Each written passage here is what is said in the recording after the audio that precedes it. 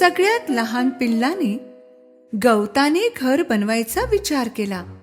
त्याला वाटलं की झटकन आणि सहजपणे हे घर बनेल तर खेळायला खूप वेळ मिळेल. छोट्याचं घर एका दिवसात तयार झालं.